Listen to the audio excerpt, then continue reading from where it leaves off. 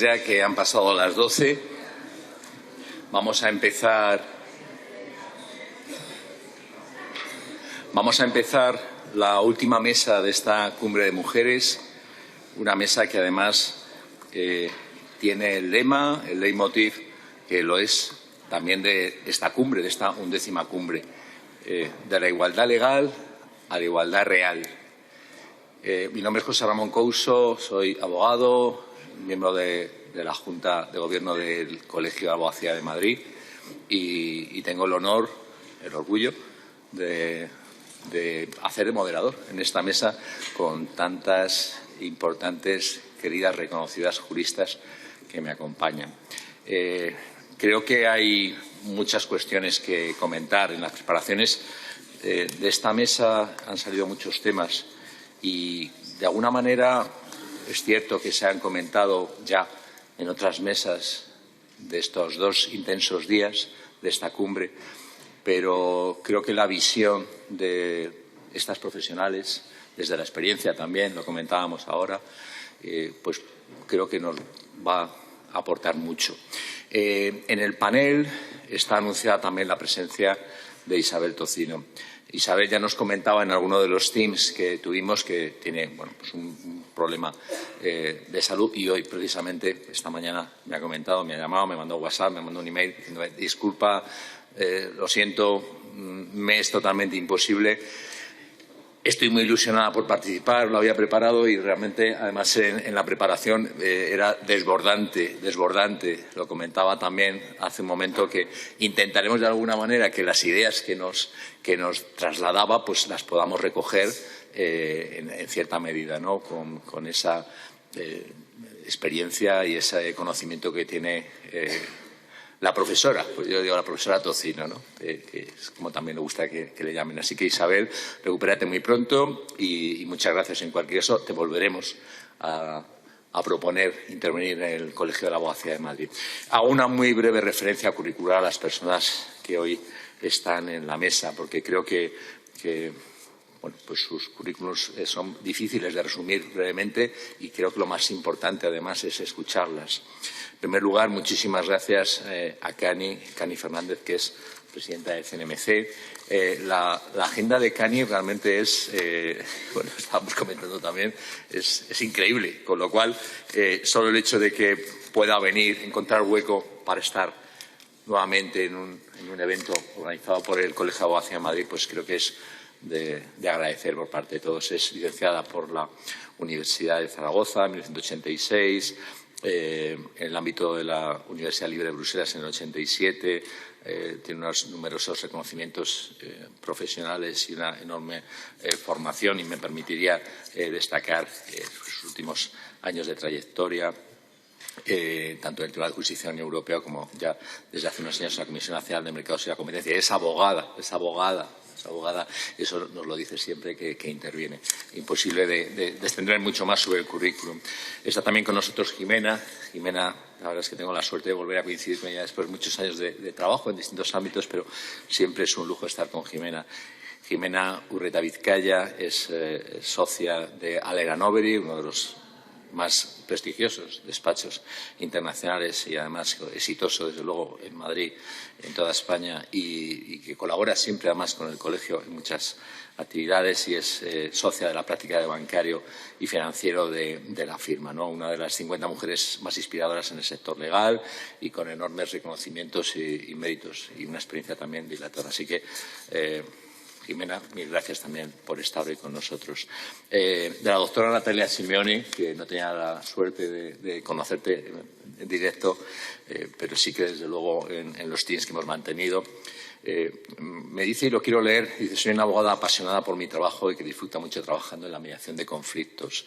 Ella, además, me ha pedido expresamente que dice, tú pregúntame sobre cosas de experiencias, sobre anécdotas, sobre menos de leyes y más de experiencia propia. Digo, pues oye, es que no te tengo que preguntar nada porque esto es libertad absoluta de cátedra y será un placer escucharte, por supuesto, y con tu visión, ¿no? Es agente, lo digo bien, de la FIFA, mediadora y miembro también de ética de Comebol. Tiene una experiencia dilatadísima y bueno, es una experta en materia de derecho deportivo a nivel internacional y reconocidísima.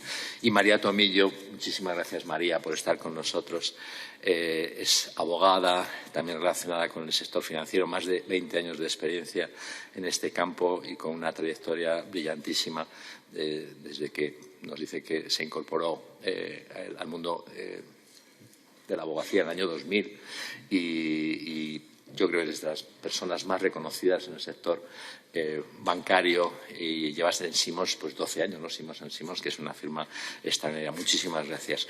Hechas estas brevísimas y a lo mejor un poco deslavazadas y disculparme presentaciones, sí que creo que este lema que decía, que lo es también del Congreso, nos da pauta para abordar una serie de cuestiones que yo las voy a ir proponiendo y como lo habíamos hablado, pues por favor, intervenir como tengáis por conveniente, porque si no, tenéis el riesgo de que pregunte yo, que seguro que meto la pata, con lo cual será mejor que yo lance ideas y que lanzarlas y que el debate fluya.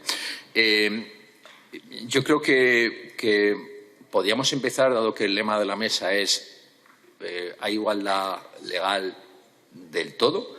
Ayer escuchamos a Viviane Reding, espectacular, voy a decir, Isabel, gracias Isabel por todo y además nuestro reconocimiento.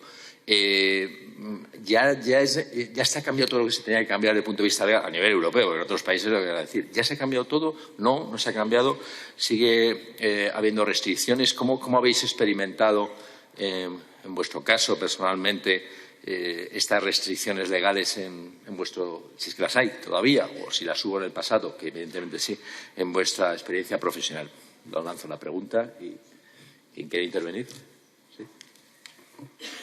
Bueno, pues empiezo yo, rompo el fuego. Buenos días, muchísimas gracias por la invitación. Es un auténtico placer estar aquí, sobre todo porque es mi colegio, aunque ahora mismo soy no ejerciente, obviamente. También porque es la primera vez que me siento en esta silla sin que sea una comparecencia parlamentaria por razón de mi cargo, lo cual lo hace muchísimo más agradable y más amable. Pero sobre todo porque creo que es muy importante estar en actos como este, dándonos a ver, pero también viendo sobre todo lo que viene, las nuevas generaciones. Y bueno, la verdad es que es una maravilla estar aquí. Cuando preparábamos esta mesa entre nosotras, que estaba Isabel, la verdad es que es una pena, y en concreto con esta pregunta, porque la respuesta era Isabel. Isabel nos explicaba cómo ella no pudo estudiar abogacía del Estado porque no podían las mujeres estudiar abogacía del Estado. Cuando por fin consigue ya ser una profesional de nivel, resulta que es su padre quien tiene que acompañarla al banco para abrir la cuenta bancaria, porque ella sola no podía abrir la cuenta bancaria. Y bueno, y ella estuvo renunciando a varias oposiciones porque en ninguna de ellas cabían mujeres, ¿no? La primera mujer abogada del Estado fue Rosario Silva de la Puerta, si no recuerdo mal. Y entonces ella lo que nos decía es que, bueno, pues que era tremendo, ¿no? En fin, aquí no sé si alguna luego cuando intervengáis recordáis alguna más, aprovechamos para suplirla, ¿no? Y esperemos que se recupere pronto. Por mi parte, la única restricción legal que yo recuerdo es que a mí me habría gustado ser militar de aviación, como lo era mi padre, como lo es mi hermano, como lo era mi abuelo, en fin. Y cuando yo estaba con mis 18 años, pues a punto de decidir qué hacía, pues no se podía, era imposible, ¿no? Las mujeres no podíamos entrar en academias y, por lo tanto, pues nada, afortunadamente no fue el caso y así me dediqué a lo que realmente sé hacer bien, que es el mundo del derecho. O sea, que nunca sabes cuando se te cierra una puerta por dónde se te va a abrir una ventana, ¿no? Lo que sí que tengo son muchas anécdotas, algunas muy divertidas. Por ejemplo, la primera vez que contesto a un anuncio de trabajo, que era o sea, yo ya trabajaba en un despacho en Bruselas, luego me vengo a España y entonces en el año 87 pues ahí respondo a un anuncio del periódico, en aquel momento era Cuatro Casas, ¿no? Donde ponía que para poder formar parte del Departamento de Derecho Internacional, que es lo que yo quería hacer porque había hecho mi máster de Derecho Comunitario en Bruselas, pues que hacía falta tener media de sobresaliente matrícula, un máster de nivel en el extranjero, muy buen nivel de inglés y servicio militar cumplido. Entonces, cuando yo llegué y me consta que algunas de mis amigas que luego conocí, que habían ido a otros despachos o a la judicatura tal, no habían contestado el anuncio porque asumían que eso quería decir que solo contrataban, es que ni mandaban los currículum. Yo, no sé, lo mandé y recuerdo que en la entrevista cuando me preguntaron tal, y dije, bueno, y no me preguntáis lo del servicio militar cumplido, pero siendo mi padre coronel de aviación y siendo muy estricto con nosotros, lo considero cumplido. O sea, esa fue una. Otra que cuento, y ya os paso la palabra, pero esta sí la cuento porque me demostró después que yo también tenía un sesgo en aquel momento. Y es muy importante a veces darte cuenta de que no solamente es lo que tú ves hacia afuera, es lo que tú también proyectes, ¿no? Y os cuento que el día que yo me fui a hacerle esa primera entrevista, de entrada yo llegué pues vestida, tenía 24 años, me fui vestida con mi traje tipo Chanel, mi moño, gafas, en fin, por aquello de dar un poco de imagen. Me viene a recoger la secretaria del director general, una minifalda espectacular, un escotazo, y yo, vale, creo que no sé. Pero bueno, llego yo al despacho del socio, que luego sería uno de mis principales mentores en mi carrera, y nada más abrir la puerta, llamo, abro la puerta, paso, me mira de arriba abajo y yo pienso, ¡ay, qué machista este tío! Y entonces me dice, cuidado con las medias porque las sillas las rompen todas. Y efectivamente, la de medias que yo me dejé en su despacho despachando, porque aquellas sillas tenían astillas por todos los lados. El hombre lo único que estaba intentando era proteger mis medias, nada más. Pero yo asumí que me estaba pegando un repaso, ¿no? En fin. Dejo aquí la anécdota y seguimos discutiendo, pero bueno, eso también nos da un poco la idea de que bueno, a veces tú percibes cosas que a lo mejor por esa sensación de autoprotección, ¿no? Pues igual no lo son. Y eso los años te lo van enseñando. Aquí lo dejo. Sí, muchísimas gracias, Cani. Yo quería daros las gracias a todas y decir que estoy muy emocionada de estar aquí un día como hoy. Es la primera vez, por cargo nunca he estado. Así que nunca sé si este día hay que felicitarlo, pero en su caso felicidades y sigamos en la lucha, como decían ayer. Yo he tenido la suerte de no tener restricciones legales en mi carrera, obviamente por mi edad, pero creo que es importante que todas recordemos que no hemos tenido restricciones legales gracias al trabajo de tantas y tantas mujeres antes que nosotras. Cuando nos contaba Isabel Tocino preparando esta charla, las restricciones a las que ella se encontró en su carrera eran increíbles, pero es que no tenemos que olvidar que el permiso marital no se abolió hasta 1975 en España, que las leyes contra el adulterio se abolieron en 1978 y el divorcio se legalizó en 1981. O sea, estamos hablando de antes de ayer. Y por eso era muy interesante cuando ayer se hablaba que el Colegio de Abogados va a promocionar educación en historia de los derechos de las mujeres en el máster de acceso a la abogacía, porque creo que es fundamental que no nos olvidemos de dónde venimos para que no caigamos en los errores del pasado ni involucionemos. Y preparando la charla sí que quería dar unos datos que la verdad me impresionaron, hablando de la igualdad legal. Leyendo un informe del Banco Mundial sobre Women Business and the Law, España es una de las únicas 14 economías del mundo en la que hay igualdad legal de derechos entre hombres y mujeres. Pero aún así se establece que España tiene mucho que hacer en sistemas de protección. Pero algún dato que me impresionó, 1/3 de las economías tienen leyes que limitan el acceso al mercado laboral de las mujeres. Y más de 2/3 de las economías pueden mejorar su legislación para cerrar la brecha salarial. Y esto es hablando de economía. Y ya acabando, para que veamos todo lo que queda hacer aún en el marco legal. Hay 32 países en el mundo hoy en día en el que las mujeres casadas, sin consentimiento del marido, no pueden solicitar el pasaporte. 30 países donde una mujer casada no puede elegir dónde vivir o ser cabeza de familia sin el permiso de su marido, y 17 países donde no pueden salir de su ciudad. Entonces, sí. Ha habido mucha evolución desde 1970 para alcanzar la igualdad legal. Tenemos la suerte de vivir en un país donde la igualdad legal está consagrada en nuestras leyes, aunque aún queda implementarla, pero no nos olvidemos que somos unas privilegiadas y que tenemos que seguir luchando por tantas y tantas otras mujeres. Bueno, buenos días. Antes que nada, agradecer a Isabel que hizo posible que yo hoy esté acá. Para mí es un gran honor porque aparte soy extranjera. Así que me siento doblemente feliz de poder estar hablando un poco con ustedes. Para aquellos que no me conocen, yo me dedico al derecho del deporte, más específicamente al fútbol. Si vamos a hablar de restricciones, la primera que creo que existe y que existió es que las mujeres no podemos hablar de fútbol. Ese fue un gran problema para mí siempre. Yo empecé ya casi hace 26 años en esto y recuerdo, como mencionaba ella, de entrar en reuniones y que me miraran y me dijeran café con leche, café, té. Y yo decía, pues para mí también, porque soy la abogada, pero lo traigo sin problema, estoy acostumbrada. Creo que ayer trataba de pensar si alguna vez me sentí discriminada y seguramente que en toda mi trayectoria me habrán discriminado, pero yo lo usé como fortaleza. Nunca me puse el foco en, no tenía referentes cuando yo empecé en Argentina. Yo soy argentina y no había mujeres que trabajaran en el derecho deportivo. Más allá de analizar un contrato, de pelear una cláusula para un cliente tuyo, no hay género ahí, es capacidad, es lo que vos sabés. Gracias a Dios en mi profesión no hay brecha salarial, no existe, es lo que vos consigas para tu cliente y en base a eso lo que vos ganes.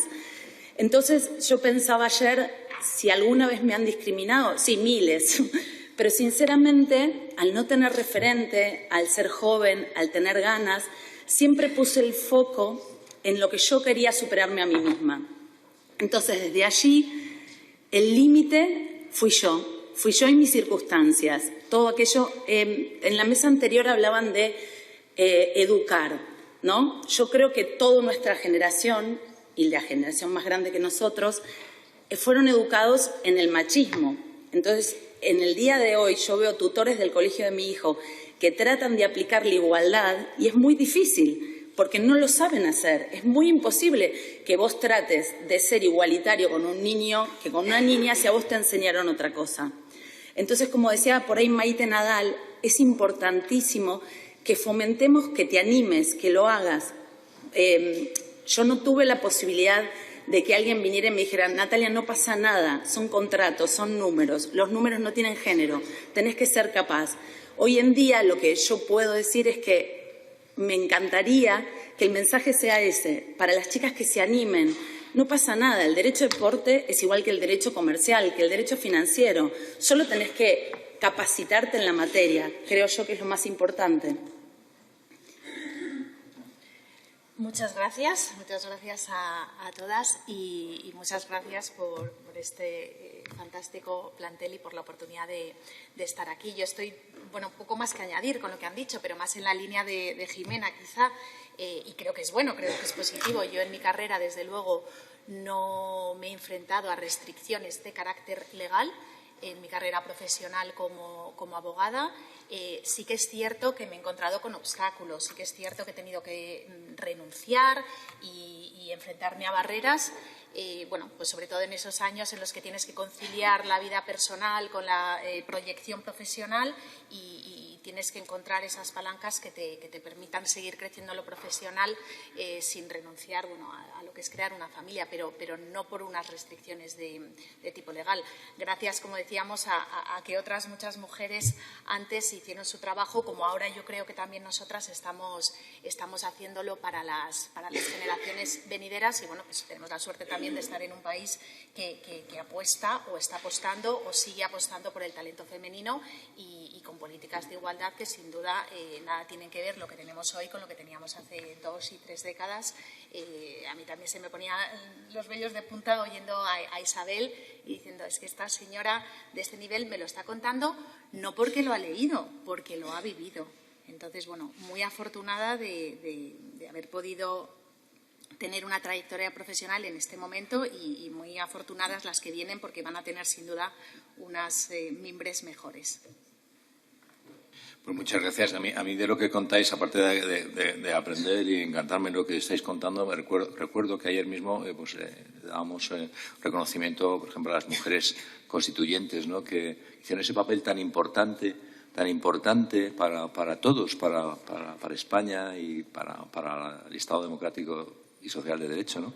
Y que estaban en esas cortes, ¿no? Y que estaban cuando se aprobó la Constitución e incluso la ley de reforma política antes, ¿no? Es realmente pioneras, ¿no? Como decíais, las mujeres que estaban antes y que son patrimonios de todos, en mi opinión. Somos patrimonio y tenemos que estar agradecidos todos por ello. Ayer también escuchando a Viviane Reding, yo pensaba, pues está ya todo conseguido. está ya todo hecho, está todo el camino recorrido, ya se ha hecho todas las leyes, sin perjuicio de que, evidentemente, con los datos que ha dado Jimena, pues te entra ese escalofrío, ¿no? Decir, pero bueno, ¿cómo pasa esto en tantos otros países del mundo o fuera de la Unión Europea? Pero en nuestro ámbito todavía quedan cosas que pulir, quedan cosas que modificar. ¿Veis que hay algún ámbito legal que todavía rechina y que hubiera que cambiarse o no sé, desde el punto de vista normativo, legal, o que todavía veis que es un escollo? ¿Cómo lo veis? Yo desde el plano normativo no voy a hablar. Yo sí hablo desde el deporte en sí. Es un tema de competencia, es un tema del mercado. No podemos ser las mujeres en el fútbol femenino igual que el mercado del fútbol masculino. Primero, porque ellos nos llevan muchísimos años de desarrollo. Y segundo, por lo que comentaba un poco Maite Nadal, son los sponsors, la venta de la imagen, la venta de los derechos televisivos. Yo creo que, por lo menos en el ámbito donde yo me desarrollo, no tenemos que hacer todo el tiempo el parangón entre el fútbol femenino y masculino, porque nos vamos a equivocar seguro, seguro. Tenemos que festejar lo logrado hasta ahora y seguir trabajando en las debilidades y convertirlas en fortalezas, pero no desde la comparación, porque si no va a ser una batalla perdida, 100%. Tiene que empezar a ser atractivo, tiene que empezar a haber más sponsor, tiene que haber más comercialización de los derechos de imagen, tiene que haber un montón de, por ahí sí aprender de aquello que ya hicieron los hombres, pero no desde la comparación, por lo menos en el ámbito donde yo me desarrollo. Yo creo que innegablemente queda mucho por hacer. O sea, las leyes que tenemos ahora son un punto de partida que intenta, yo creo, igualar el terreno de juego, ¿no, Natalia? Pero aún no estamos en una situación paritaria, creo yo, con lo cual queda mucho que hacer, y el derecho tiene una labor educativa, es un instrumento de educación. Y luego está bien que estén las leyes, pero luego hay que implementarlas, hay que aplicarlas, hay que tener políticas fuertes para que funcionen.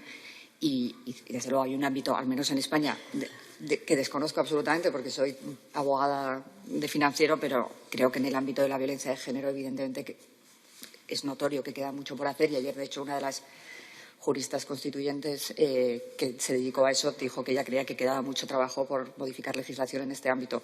Repito, lo desconozco, pero como ciudadana es una necesidad que veo. Con lo cual creo que todos tenemos que ser conscientes y no ser complacientes, sobre todo, no conformarnos, porque podemos hacer más y podemos aportar muchísimo más.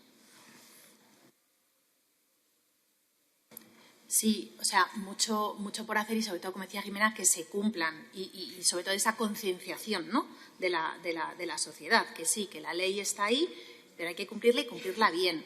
Que las obligaciones de unas políticas de igualdad, de conciliación en las empresas están muy bien, pero no es como dicen mis compis ingleses, tick on the box, lo he puesto, he cumplido y ya puedo salir bien en la foto. No, es que se cumplan, que tengamos ejemplos de cumplimiento y ejemplos de no cumplimiento. ¿Qué pasa si no se cumplen? Eso es importante también.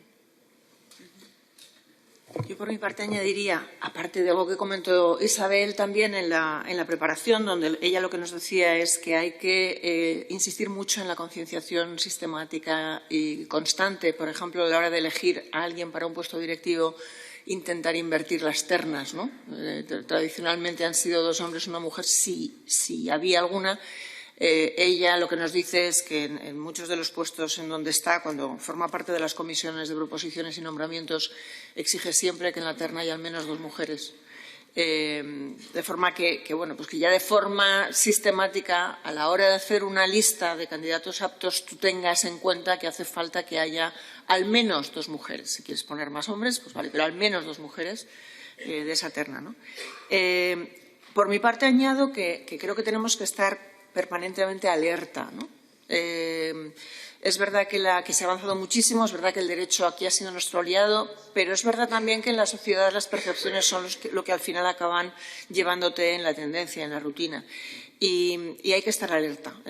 La frase que digo es ni un paso atrás ni para coger impulso, ¿no? Hemos visto momentos como, por ejemplo, la pandemia, donde el teletrabajo para nosotras fue una auténtica pesadilla, porque no era teletrabajo, era hacer juggling con 7 bolas a la vez, porque te tocaba estar a todo en casa, ¿no? yo ahora acabo, bueno, en la CNMC hemos implantado un sistema de teletrabajo que obliga a la desconexión, por ejemplo, que no puedes mandar mails a determinadas horas, que, en fin, tienes que estar muy atento, porque al final el que acaba siempre asumiendo un poco más de carga, quizá por esa hiperresponsabilidad que nos caracteriza, lo siento, pero yo lo veo así, pues, y por esa perfección de quita, que no sabes. Eso también hay que frenarse un poco, ¿no? Y os doy un ejemplo de algo que me pasó hace, pues creo que fue 2018, cuando me invitaron en el Colegio de Bolonia a dar una charla sobre temas de Unión Europea. Yo entonces, mi especialidad fundamental es Derecho de la Competencia, pero también Derecho de la Unión Europea y, sobre todo, en los últimos años me había especializado, antes de tomar posesión como presidenta, en litigios ante el Tribunal de Justicia de las Comunidades Europeas, el Tribunal de Justicia de la Unión Europea, donde yo en su momento fui letrado. Y entonces me habían invitado al Colegio de Bolonia para hablar en el 2017-2018, sobre temas de digital, o sea, cómo estaba viendo el Tribunal de Justicia, el avance de lo digital. Estamos hablando de prepandemia, ¿no? O sea, los temas de Google, Facebook, tal. Y recuerdo que empecé mi exposición diciendo: me vais a permitir que diga que soy lo suficientemente buena como para que me traigáis de ponente, pero en este colegio no entran mujeres. El decano casi me mata. Te puedes imaginar, ¿no? Los asistentes, que eran mayoritariamente hombres, me miraron como si estuviera loca. Pero es que era verdad.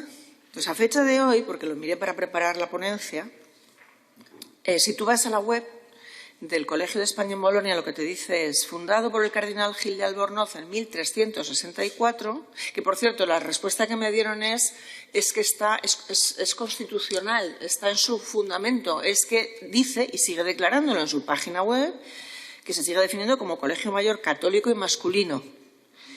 Sin embargo, ya desde el 2020 se ha permitido la entrada de mujeres para hacer ya convocatorias de doctoras en Bolonia, ¿no? O sea, es un primer paso. Y ya hay becas propias para mujeres, las becas Santa Catarina de Bolonia, y desde aquí felicito a la primera mujer que ha sido Bolonia, que es de Calatayud, Marina Perruca, graduada en Historia, en Ciencia Política y Gestión Pública, que hizo una tesis sobre gobierno, corte y ciudad en Nápoles, que es la primera, y espero que haya muchísimas más, ¿no?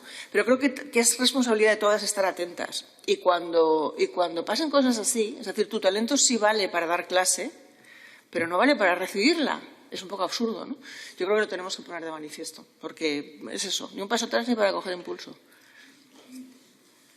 Pues sí, llama la atención. Esto no es algo que nos contara Isabel, que vuelve a invocarla, y que nos chocaba algunas cosas de las que contaba que había vivido ella, sino que en 2018, Cani, lo viste tú, ¿no? Bueno, parece que se ha modificado, ¿no? No sé si del todo, pero parece que se ha modificado, ¿no?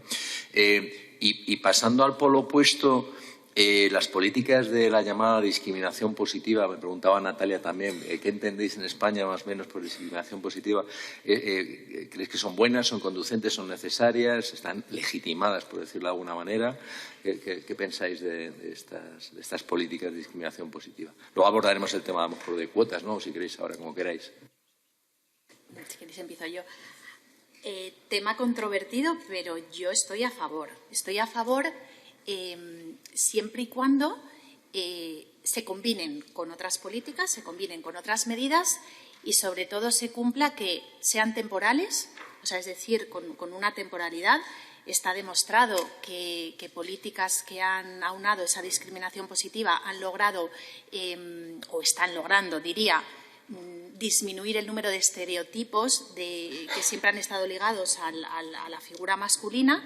Entonces, yo diría que sí que ayudan, que sí que son buenas, utilizadas con cautela, siempre con una temporalidad y con un foco muy claro para corregir un aspecto específico que esté demostrado y que se haya estudiado y que tengamos datos que, en efecto, haya una discriminación de género. Es decir, no sí porque sí, sino contenido controlado, temporal y con un foco muy específico. Pero yo creo que sí que son necesarias.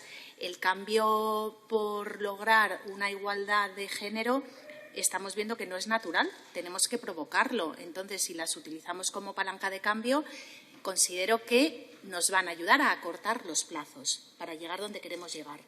pero no que se utilicen por siempre, porque creo que entonces se podría invertir y no sería beneficioso. Yo de hecho creo que es que somos abogados y el lenguaje importa. Es falaz llamarlo discriminación positiva, o sea, porque no es una discriminación ni es un privilegio que se da a las mujeres. Al contrario, lo que intenta revertir es una posición de discriminación y marginación. Leía que en otras jurisdicciones se llama derecho desigual igualatorio. No sé si ese es el nombre, pero es que, desde luego, lo que no es discriminación positiva, y eso no ayuda a la percepción social.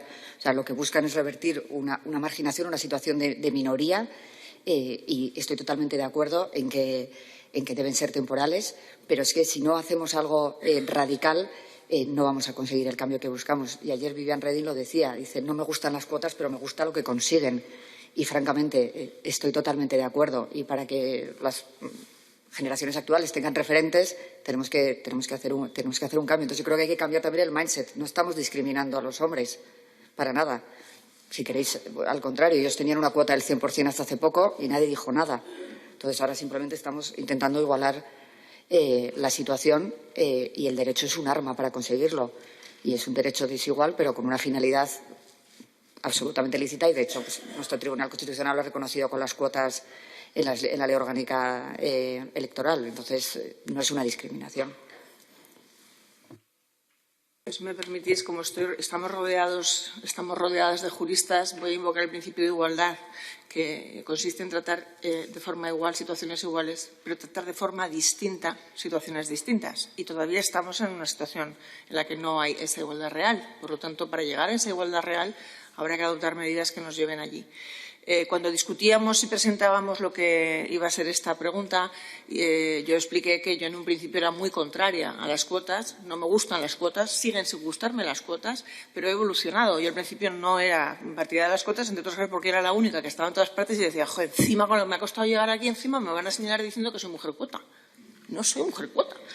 Bueno, he evolucionado mucho. Yo estoy a favor de las cuotas, aunque no me gusten, pero creo que es una herramienta muy útil. Yo la veo como si fuera o una lupa o una linterna que nos permite detectar el talento que ya existe. O sea, si no somos capaces de encontrar talento en el 50% de la sociedad, es que lo estamos haciendo mal, los que lo buscamos, porque está ahí, entonces hay que buscarlo. Y para eso sirven las cuotas, es un instrumento más, ¿no?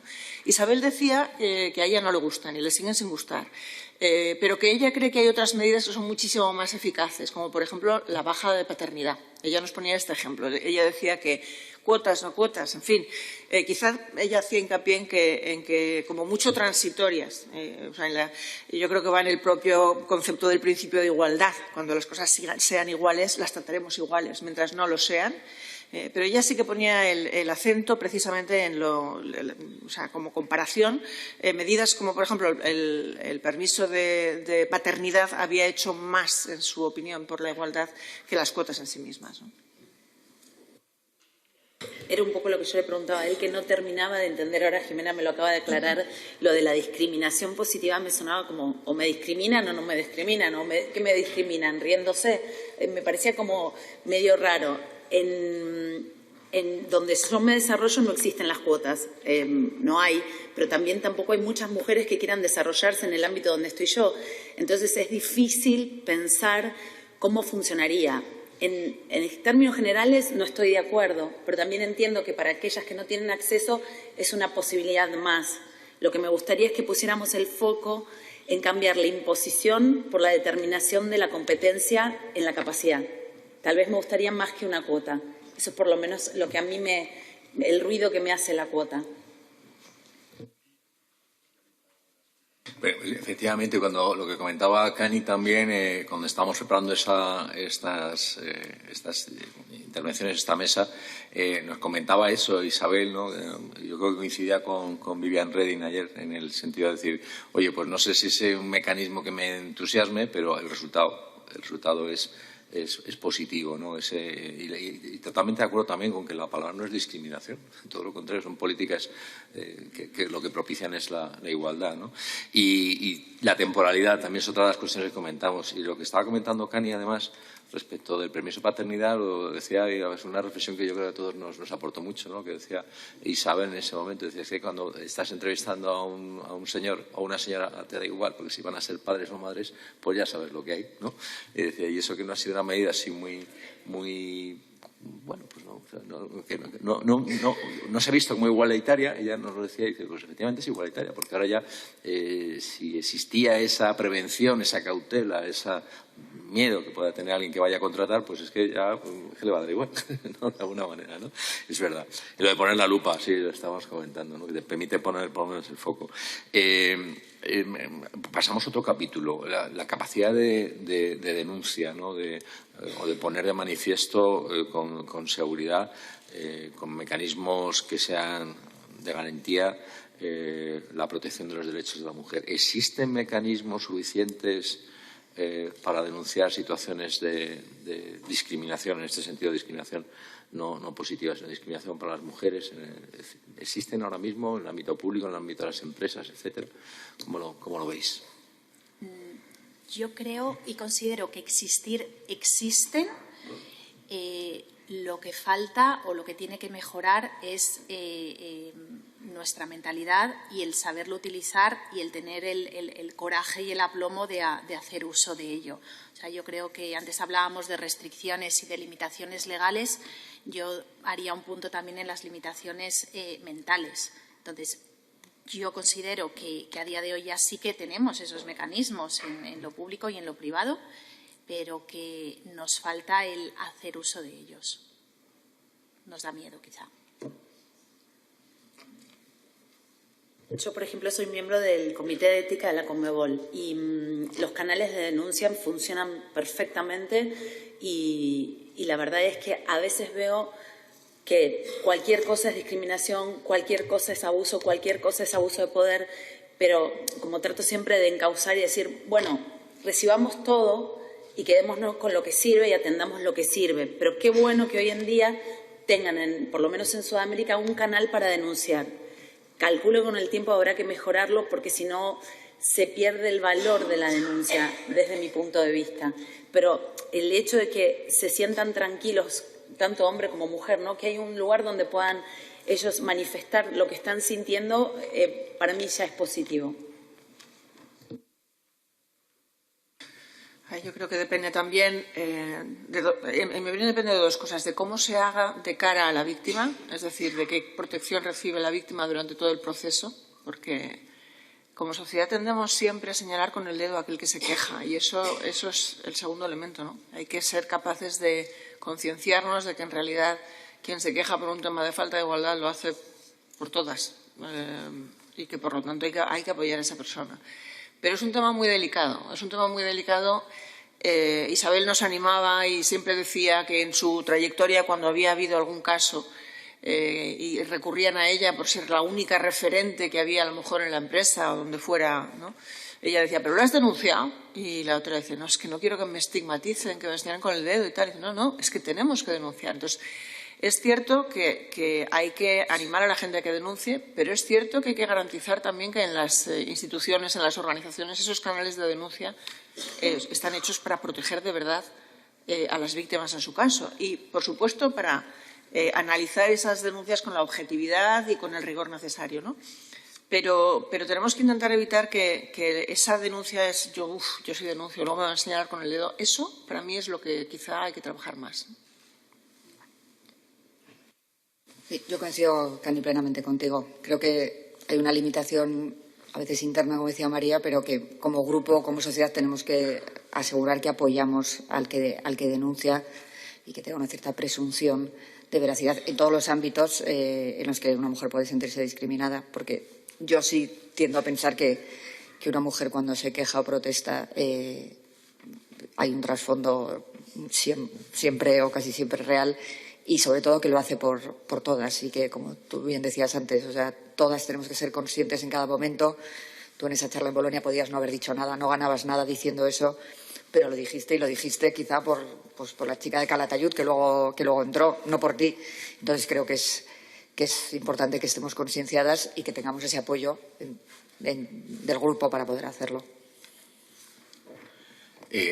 Retomando lo que estábamos comentando al principio, de que es el lema de la cumbre, además, y de esta mesa, ¿no?, de la igualdad legal a la igualdad real, os planteo ahora, no sé, hay opiniones a este respecto, hay ruidos sobre si esto lo habéis comentado también, bueno, hay que estar permanentemente alerta, yo creo que lo decía también Jimena, ¿no? Pero hay riesgo de involución, de pérdida de derechos, no sé si en el ámbito legal, en el ámbito real, hay una tendencia, entendiendo bien además lo que ayer se comentaba en una de las mesas, ¿no?, de lo que es el feminismo, ¿no? El feminismo, si lo vamos a la Academia de la Lengua del Diccionario, pues vemos que se pretende de la igualdad, no otra cosa, ¿no?, de hombres y mujeres. Pero hay posibilidad de pasos atrás, ¿lo veis? ¿Hay riesgo de involución de lo que se ha conseguido?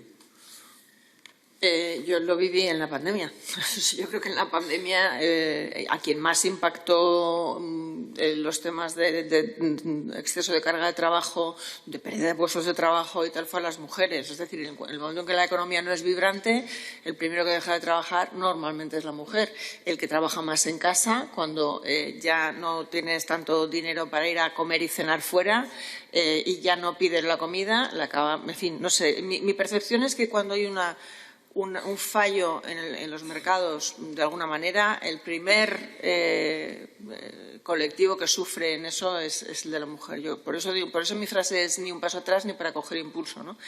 Y yo creo que además tenemos que ser muy conscientes de que hay momentos especiales en los cuales hay que apoyar cada vez más, ¿no? Y yo creo que ahí todavía nos falta un recorrido. Creo que tenemos que ser muy conscientes de que hay dos momentos en los que las mujeres necesitamos más ayuda hasta que la sociedad no cambie. Entonces, yo creo que hay que ir, por un lado, a cambiar a la sociedad en esa mentalidad y, por otro lado, ayudar a las mujeres. Uno es cuando nuestros hijos son pequeños y otro es cuando nuestros padres son mayores. Porque al final son dos momentos en los que la carga de trabajo, en nuestro caso, se multiplica con un problema de conciencia. Y mientras no consigamos que nuestras parejas, que también son padres e hijos, asuman esa tarea con igualdad, y por eso hoy es un día para celebrar no solamente la igualdad en nuestras profesiones, sino también la igualdad entre hombres y mujeres a todos los niveles, al nivel de que tengo que decir que desde que yo estoy en la CNMC no he vuelto a hacer la compra. Mi marido se ha convertido en un experto de compra por Internet. Pero vamos, no podría hacer lo que hago si no hubiera alguien en casa, ¿no? Es decir, que tenemos que también ser muy conscientes de que eso hay que conseguirlo al final. Mientras no se consiga, esas dos franjas de edad que coinciden curiosamente con el momento en el cual empiezas a despegar ya tu carrera directiva y el momento en el cual estás madura suficientemente como para llegar al top de tu carrera directiva. Esos son dos momentos muy difíciles y ahí hay que seguir adoptando medidas para apoyar a las mujeres, como sea. Hay que conseguirlo como sea. Muchas gracias, Kania. Me gustaría añadir también lo necesario que es la escucha y la observación. Quiero decir, has mencionado en un par de ocasiones lo que supuso para todos, pero especialmente es cierto para las mujeres, la pandemia, malabares en casa, tenías que estar a todo, con hijos, con las pantallas, con el cole, con todo. Pero tuvo que llegar una pandemia para que las empresas, hablo por experiencia propia, vieran que se podía teletrabajar, porque los números fueron excelentes ese año. En despachos de abogados, que es el área que yo conozco, tuvimos unos números maravillosos y todos trabajamos desde casa, hombres y mujeres. Tuvo que llegar una pandemia para que se instauraran políticas de teletrabajo en España, al menos en nuestro ámbito. Entonces, aprendamos de eso, observemos dónde están las deficiencias, escuchemos los problemas o cómo las generaciones jóvenes perciben en qué aspectos, en qué situaciones están los obstáculos e intentemos anticiparnos. Es decir, no esperemos a que venga otra catástrofe para que tengamos nuevas leyes que nos ayuden a conciliar. Entonces, yo de la pandemia es lo que saqué bueno, que ahora mi vida es más tranquila, no tengo que inventarme que voy a recoger a un niño o que tengo esta tarde la renovación de promesas de bautismo de mi niño, porque sé que el trabajo lo puedo hacer luego o lo puedo hacer mañana por la mañana y no pasa nada en tanto en cuanto el trabajo salga. O sea, quiero hacer el hincapié en que es importante observar y tratar de detectar dónde están esas disfunciones esas deficiencias y anticiparnos con leyes, que no la realidad social venga antes y luego la norma, sino que intentemos imponer la norma antes que la realidad social nos lo imponga. Yo gracias María, volviendo un poco a la pregunta del riesgo de involución. Ayer Carmen Plaza dijo en la mesa redonda sobre cuotas algo que me gustó y que me quedé con ello, que es que el feminismo parece el mito de Sísifa, que tenemos el riesgo eterno de estar subiendo una piedra por la montaña y vuelve a caer la piedra. Y sí, yo francamente tengo la sensación de que el feminismo y las conquistas feministas están casi siempre en cuestionamiento. No conozco otro movimiento en que los derechos adquiridos se vuelvan a cuestionar. Entonces, reabrimos la discusión de temas que pueden ser desde el aborto o temas que se están ahora cuestionando los derechos reproductivos de la mujer en un país como Estados Unidos. Entonces, ¿cómo podemos avanzar si volvemos a abrir temas que estaban zanjados? Y, por ejemplo, los datos del último CIS, un 20% de los varones menores de 25 años creen que la violencia de género no existe, es una invención. Pues sí, hay un riesgo de involución, claro, y hay una labor de educación y concienciación. Y no entiendo por qué los derechos de las mujeres no pueden quedar establecidos y ya poder pasar página, pero creo que es algo que ocurre y por eso no puedo estar más de acuerdo con Cani, que tenemos que estar siempre atentas y ni un paso atrás. Sí, en esto veíamos también, preparando la mesa, que el derecho, que normalmente lo vemos los juristas, que suele ir por detrás de la sociedad, ¿no? De hecho, esa implicación que siempre hace el Código Civil, ¿no? Que debemos ajustar a la realidad social, con el título preliminar en cada momento. Sin embargo, hay casos en los que sirve de palanca de cambio, palanca para educar, palanca para mejorar, para cambiar la sociedad, como se estaba comentando antes. En ese ámbito vamos por detrás, está sirviendo realmente las normas para cambiar la sociedad, para hacer ese cambio de educación, o tenemos que incidir en otros ámbitos que no son solamente el BOE, por decirlo de alguna manera. ¿Cómo lo veis, ¿no? Con ese riesgo también que estabas comentando de que un 20% de los varones jóvenes piensen que no existe la violencia de género, ¿no? Se está produciendo a lo mejor un efecto rebote, ¿no? Se habla tanto de igualdad o de determinados temas que los chavales jóvenes, hombres, lo ven como algo rechazable. No sé, ¿cómo lo veis? Bueno, este debate es mucho más amplio que el tema simplemente este. Tocamos cosas tan importantes como el acceso de los menores por Internet a contenidos de todo tipo, la deformación de nuestra sociedad joven. Yo estoy ahora mismo muy involucrada en ese tema porque la CNMC ha sido designada como coordinador de servicios digitales para la aplicación de la Digital Service Act, de la Ley de Servicios Digitales de la Unión Europea, que pretende que el mundo digital sea seguro y que todo lo que es ilegal offline también lo sea online, ¿no? Y ahí hay una parte muy importante que es de lucha contra la desinformación, contra contenidos pornográficos violentos, etcétera, para los menores, etcétera. O sea, yo creo que estamos viviendo un momento en el cual hay mucha más desinformación y, de nuevo, creo que ahí esa desinformación acaba impactando más al sexo débil. ¿Por qué? Pues mira, pongo el ejemplo de la pornografía, que es quizá el más claro, ¿no? Los patrones de comportamiento que se están observando en adolescentes respecto de comportamientos sexuales normales están variando, porque ese consumo de pornografía, ese acceso a pornografía les manda un mensaje que no tiene absolutamente nada que ver con la realidad de una relación sexual normal, por ejemplo, ¿no? En muchísimos ámbitos de nuestro entorno se están reproduciendo patrones que no son los patrones a los que estamos acostumbrados ahora.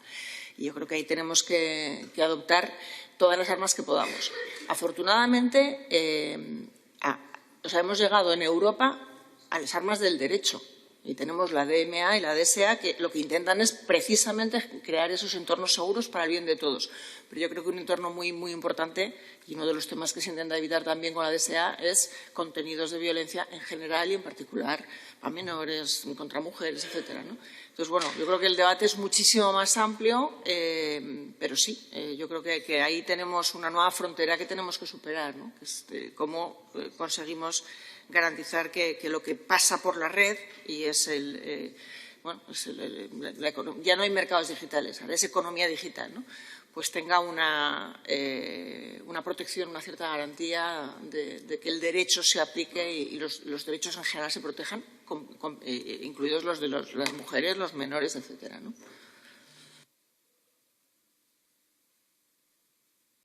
sobre este tema. Hemos hablado de recorridos de mejora en estos últimos años y mayor atención para encontrar esa igualdad real, en dónde la podemos focalizar. Como lo veis, ha habido logros, ha habido avances, se han comentado.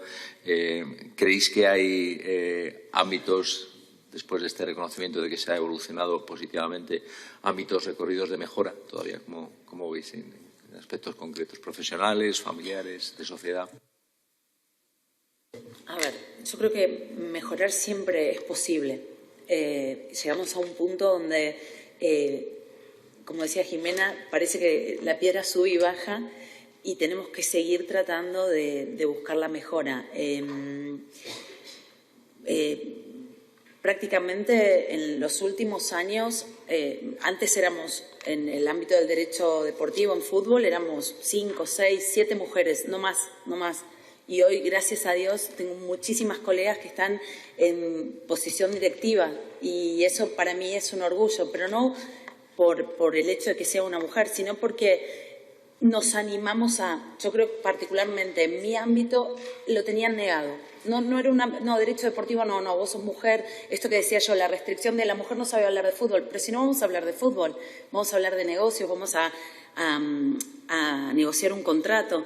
Entonces también creo que el ámbito de mejora es desde uno, desde la limitante de no, eso no es para mí.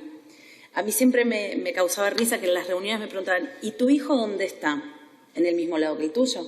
Contestaba yo. O sea, no es un extraterrestre, va al colegio como el tuyo. Y por eso decía al principio que nunca sentí una discriminación y debo haber tenido miles de discriminaciones.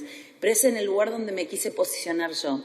Y es en ese lugar desde uno que la mejora es posible. ¿Sí?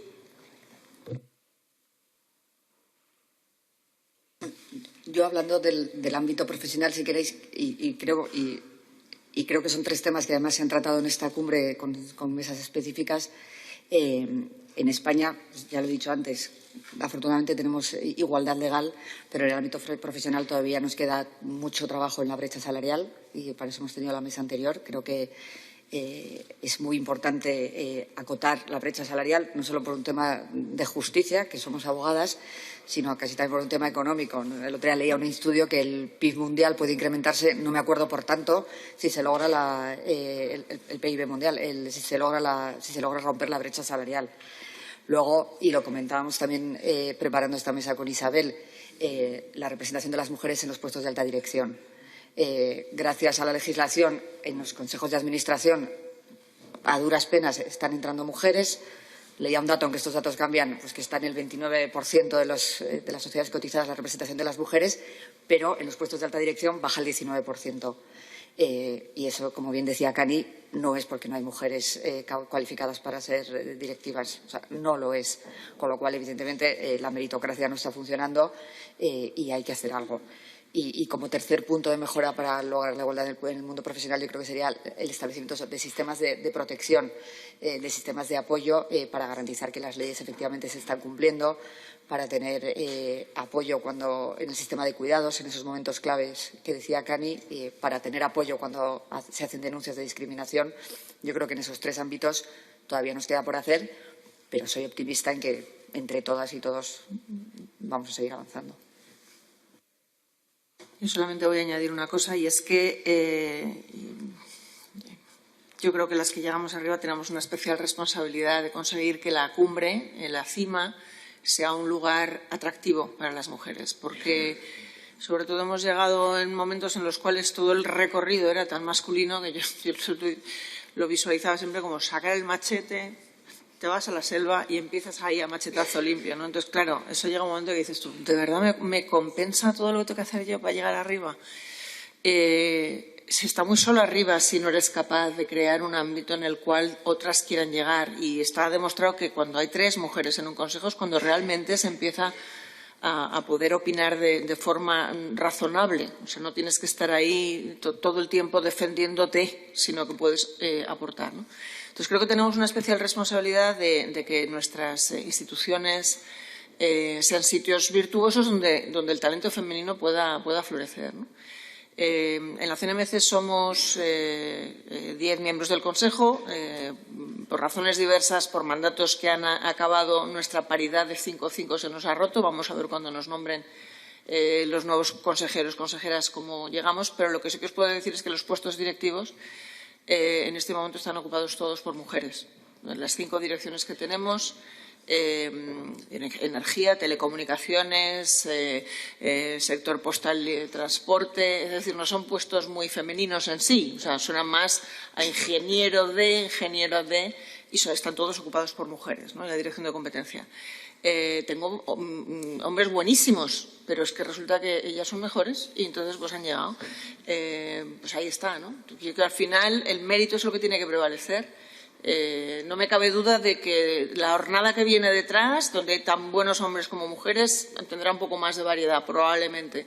Pero en este momento se da esa circunstancia, ¿no? Y yo creo que al final es también pues porque es un entorno en el que se puede conciliar, donde hay gente que está pudiendo hacer la tesis doctoral que le interesa mucho, otros que pueden cuidar de su padre o de su madre que está mayor, en fin, que de alguna forma, precisamente por ese teletrabajo que comentaba, donde tú te programas 13 días al mes con tu jefe de acuerdo con lo que quieras o puedas, pues está contribuyendo mucho. Y esas son medidas que yo creo que todos podemos pensar en adoptar, ¿no?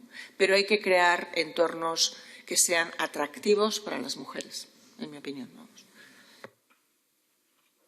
Bueno, hemos hablado, muchas gracias, de las ternas, de políticas proactivas también para que van a venir además como medidas legislativas, una directiva que se va a transponer, ¿no?, sobre las cuotas. Ayer también hubo una mesa interesantísima en esta materia, ¿no?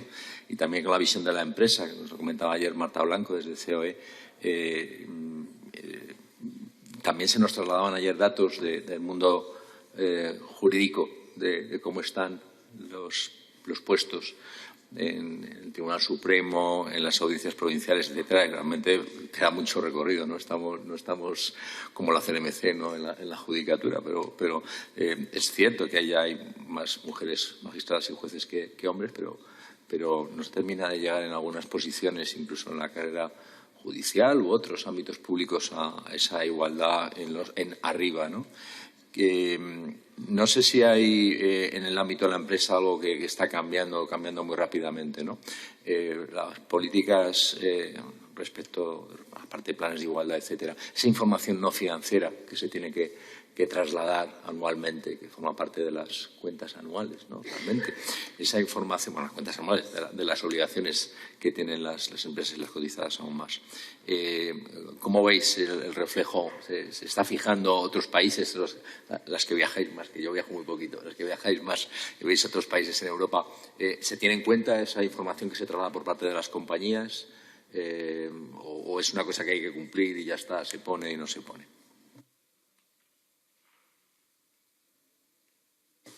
Yo creo que en las empresas a nivel general hay un foco ahora enorme en el ESG, en los objetivos sostenibles, en cumplir el ESG y aunque a veces sea un poco tick the box, como decía María, es una oportunidad también porque al final si la diversidad es un deber de las empresas, pues aunque sea por una moda, por una necesidad externa, si se consigue, sí que será algo positivo. Y yo creo que a nivel de las empresas sí que hay una demanda de clientes de tener equipos diversos, de tener prestaciones de servicios diversas, de equipos diversos y sostenibles, y se nota una mayor demanda en este sentido. Y, desde luego, el hecho de que ahora se tenga que publicar como parte de la información no financiera el cumplimiento de estos hitos por las empresas, pues innegablemente hace que haya que poner el foco, porque al final afecta el no cumplimiento con estos principios, puede afectar desde las subvenciones que recibes, las ayudas, etcétera. Con lo cual, seamos realistas, cuando te empieza a afectar al bolsillo de una empresa es cuando quizá las cosas nos las tomamos todos más en serio. Entonces, yo creo que sí que ahora hay un foco en todos estos principios, no solo en temas de diversidad, sino también medio ambiente, governance, etcétera. Es una necesidad de negocio, pero también es una oportunidad. Hoy leía que es que en ámbito de compliance hay estudios que dicen que cuando los puestos de alta dirección son diversos, hay muchas menos posibilidades de que haya delitos de guante blanco. Con lo cual, aporta al conjunto si tienes una visión holística de la empresa, aporta al conjunto de la empresa en todos los ámbitos.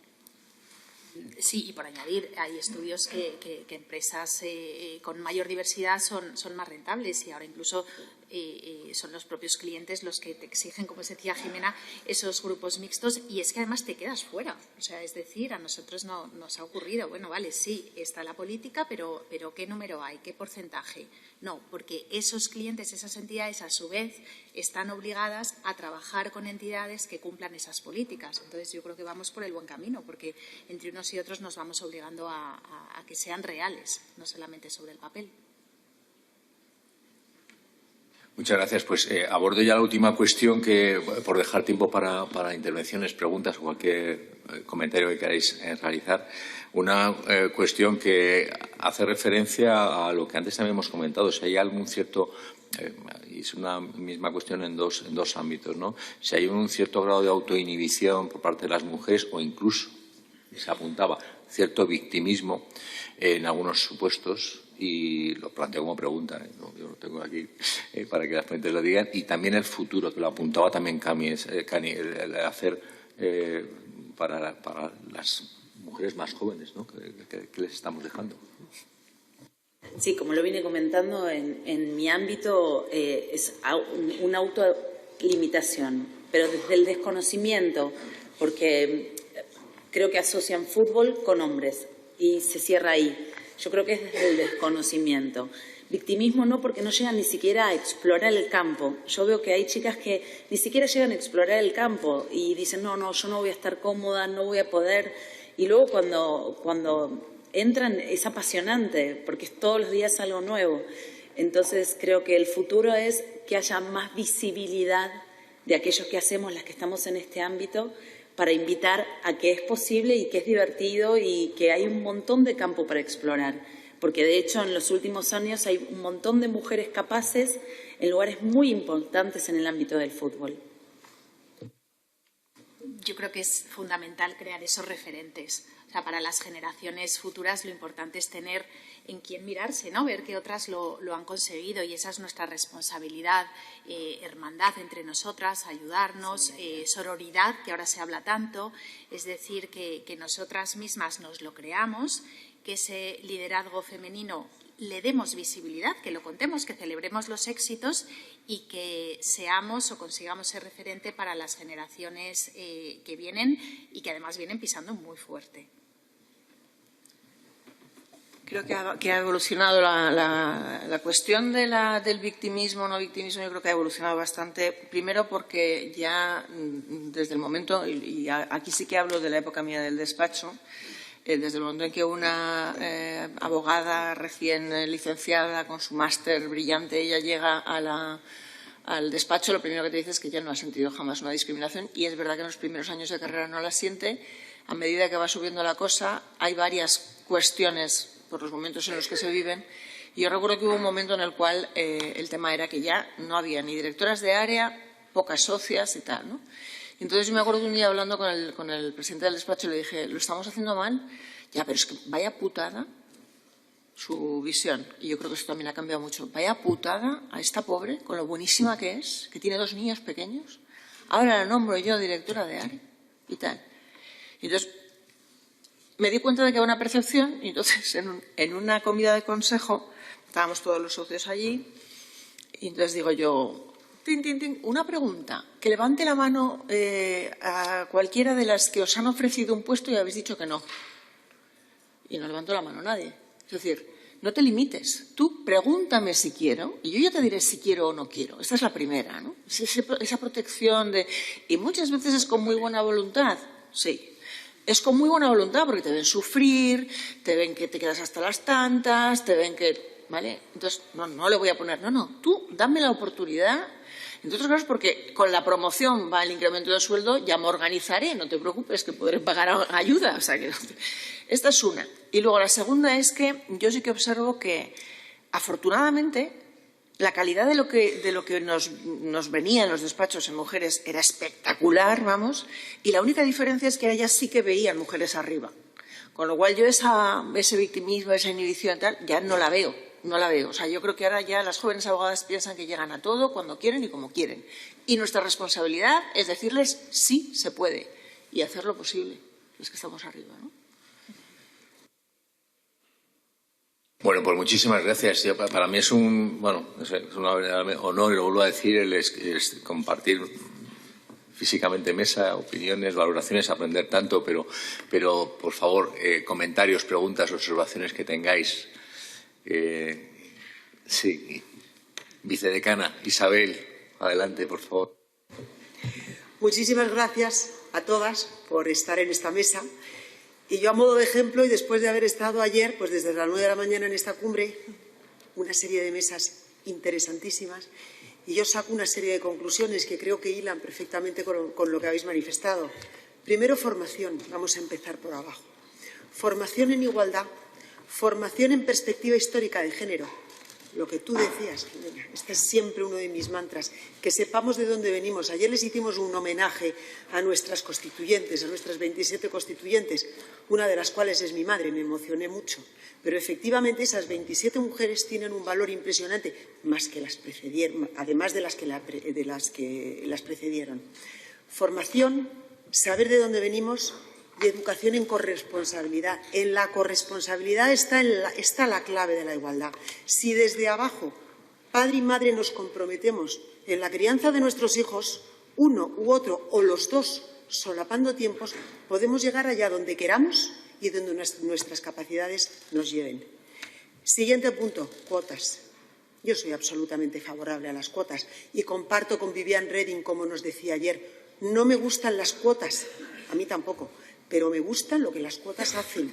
Un 23% de mujeres tan solo en las cúpulas de los despachos a año 2023. Llevamos ya muchos años en el mundo laboral para esa infrarrepresentación. O forzamos un poco la máquina, un poco, tampoco mucho, un poco, y con progresión, y ojalá que dentro de muy poco la ley de paridad, la ley de cuotas ya no sea de necesaria aplicación. No queremos ley de cuotas. Ojalá no haga falta, en breve, ni tener cuotas, ni celebrar más cumbres de mujeres juristas, ni más semanas de igualdad, porque la habremos alcanzado. Decía Estela Martín esta mañana, la igualdad natural, ya no solo la igualdad real, la igualdad natural, que ojalá sea algo que esté impregnado en nuestra sociedad. Y, por último, apoyos entre mujeres, redes de mujeres, mentoría. Y como la recordaba también ayer una de las ponentes, una frase que yo repito mucho de Madeleine Albright. En el infierno hay un lugar especial dedicado a aquellas mujeres que no apoyan a otras mujeres. De verdad creo firmemente en ello. O nos apoyamos y convencemos a nuestros compañeros de vida, de trabajo y en la sociedad de que nos apoyen también a nosotras, o efectivamente no conseguiremos avanzar. Esas son mis reflexiones. Es quizá difícil intervenir después de Isabel, pero la verdad, yo pediría un aplauso para Isabel, ¿verdad?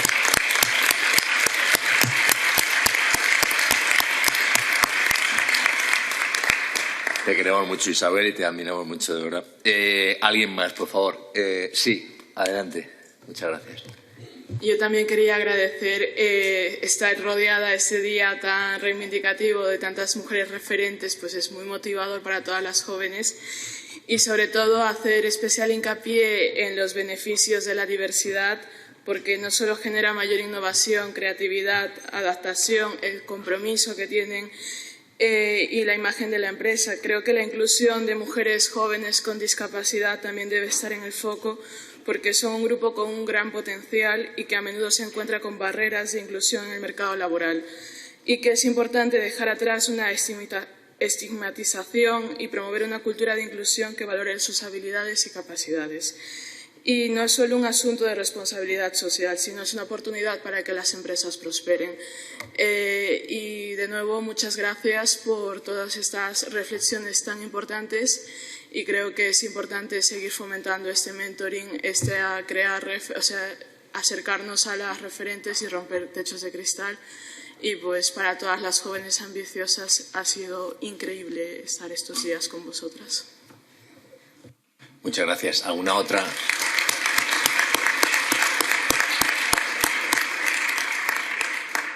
¿Alguna otra intervención? Sí, por favor. Muchas gracias. Gracias. Dar la enhorabuena a la mesa porque ha sido interesantísima la ponencia y la anterior de inteligencia artificial me ha parecido realmente interesante. Felicitarnos a todas que estamos en el Día de la Mujer y estamos hoy dando un pasito adelante para la igualdad y trabajando en ello. Y me encanta que haya mujeres en puestos representativos, pero hoy también querría hacer una mención a todas aquellas abogadas que en sus despachos unipersonales, son pequeños despachos o desde su casa, trabajan todos los días, llevando al nene al cole o pidiendo a su pareja que se lo lleve.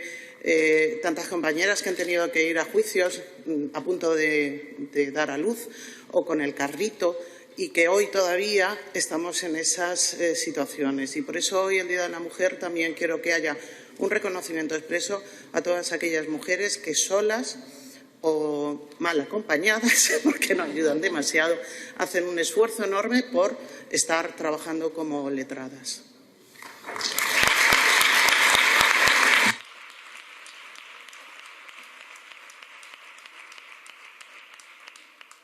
Vaya ese aplauso también para todas las compañeras, evidentemente, que no desde firmas, no despachos, sino que están en la abogacía de a pie tan importantes y que yo creo que este colegio, además, queremos que estén representadas e integradas, desde luego, desde turno de oficio hasta cualquier otro compañero o compañera que muy meritoriamente ejerce la profesión, esa profesión tan maravillosa, ¿no? Desde la individualidad, con mucho mérito, y que el colegio es su apoyo también, lo queremos ser su apoyo cada día más. ¿Alguna otra intervención, por favor? ¿No? Sí. Yo solo quería se ha recordado muchas veces que la igualdad es una cosa de hombres y mujeres. Entonces, yo creo que cuando haya muchos más hombres, a lo mejor en este acto, pero en todas las jornadas de igualdad estén igual, haya la mitad de hombres y de mujeres, digamos, habremos conseguido mucho. O sea, esto no es una cosa que tengamos que pedir las mujeres, es una cosa que hasta que no haya una concienciación de todos, o sea, de toda la sociedad, de hombres y mujeres, no se va a conseguir. Yo pediría eso, el apoyo igualitario de los hombres y que en todas las jornadas reivindicativas existan hombres, si no es la mitad, pero que haya muchos más hombres apoyando la causa, porque yo creo que no es una cuestión femenina, es social.